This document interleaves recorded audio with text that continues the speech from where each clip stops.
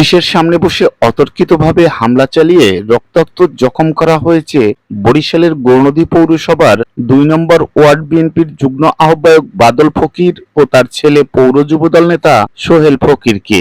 এ ঘটনায় থানায় অভিযোগ দায়ের করা হয়েছে।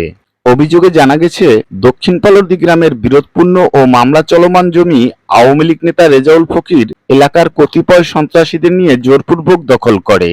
ওই জমিতে ঘর নির্মাণ কাজ শুরু করলে প্রতিপক্ষ বাদল ফকির থানা পুলিশকে খবর দেন। পুলিশ এসে ঘর তুলতে বাধা প্রদান করেন। এ সময় পুলিশের সামনে বসেই রেজাউল ও তার সহযোগী সন্ত্রাসীরা অতর্কিতভাবে হামলা চালায়। এ সময় পুলিশ পরিস্থিতি নিয়ন্ত্রণে ব্যর্থ হন। হামলায় বিএনপি নেতা বাদল ফকির, যুবদল নেতা সোহেল ফকির, আরিফ হোসেন ও সোহান ফকির আহত হন। গুরুতর আহত বাদল ও সোহেল ফকিরকে গৌরনদী উপজেলা হাসপাতালে ভর্তি করা হয়েছে। হাসপাতালে শয্যাশয়ী বিএনপি নেতা বাদল ফকির জানিয়েছেন, আমার আব্বার জমি জালদলি করে জালদলি করার পরে আমরা এটা প্রথম গৌরনদী এসিলিন করে মামলা দিই। মামলা দেওয়ার পরে এসিলিন করে আমরা রায় পাই। ওরা সাতক্ষীরা দিয়ে তালাবাড়ি মৌজার নাম দিয়ে এটা জালদলি করে বরিশাল নির্মূল করে মামলা করে। সেখানে জালদলিটা প্রমাণ হয়। প্রমাণ হওয়ার পরে পক্ষে কিছু আংশিক রায় যায়, আমার পক্ষেও যায়। এরপরে আমরা আবার জজ হাইকোর্টে মামলা করি। হাইকোর্টে মামলা করার পরে আমরা হাইকোর্টে রায় পাই। রায় পাওয়ার পরে ওরা জজ কোর্টে হাইকোর্টে যে মামলা করে আমরা জজ কোর্টে রায় পাইছি, ওরা হাইকোর্টে যে আবার ওরা রাখি পাইছে। হাইকোর্ট করে ওরা আবার স্টে করছে জমিদারে, ইঞ্জেকশন জারি করছে। তখন আমার লেখা আছে কোনো পক্ষ উভয় পক্ষের আকারে ইঙ্গিতে কেউ কোনো জিনিস ধরতে পারবে না, কিছু করতে পারবে না। তখন আমরা ওই জমির কাছে আর যাইনি। ওরা বারবার ওই জমি হস্তান্তর করে আমার বারবার কয়েকবারই মারছে জমি নিয়ে। গত পরশু দিনে বুধবারে আমরা থানায় যাই, ওরা ঘর তোর হয়ে জায়গায় আমরা থানায় যাই, পুলিশের কাছে যা সাহায্য করছে। পুলিশ আমার নিয়ে আমার দুই সন্তান নিয়ে আলোদিন ফকির রেজাউল ফকির বাড়ি আসে। আসার পরে পুলিশের কাজ করতে নিষেধ করে গেল।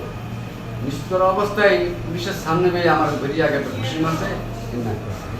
ঘুষি মারার সাথে সাথে আমার বিভিন্ন শরীর রক্তে ভিজে গেছে। পুলিশ দেখে আশ্চর্য হয়ে গেছে। আমার পুলিশ বাঁচানোর জন্য, হেল্প করার জন্য খুব চেষ্টা করছে। অব গেটে আছে দাড়ি ছুটি নিয়ে আমার সেভ করার জন্য চেষ্টা করছে। আমার ফলাফল অতর্কভাবে তারা ৭০ মহিলা ৪ একভাবে পিটিয়ে গেছে সুনাম ধরে। পুলিশের ঘটনা কি আপনি এটা করতেন, আমরা এসে সমাধান করতে আর আপনারা একটি লাগাইছেন।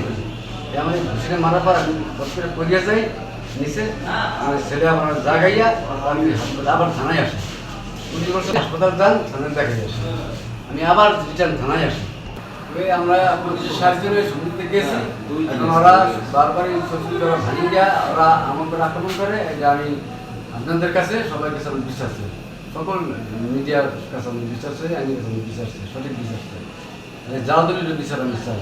বিএনপি নেতা বাদল ফকিরের ছেলে জানিয়েছেন, দক্ষিণ পালরদি ৪ নং ওয়ার্ড রেজাউল এবং তার ভাই আওয়ামী লীগের অনেক বড় সন্ত্রাসী।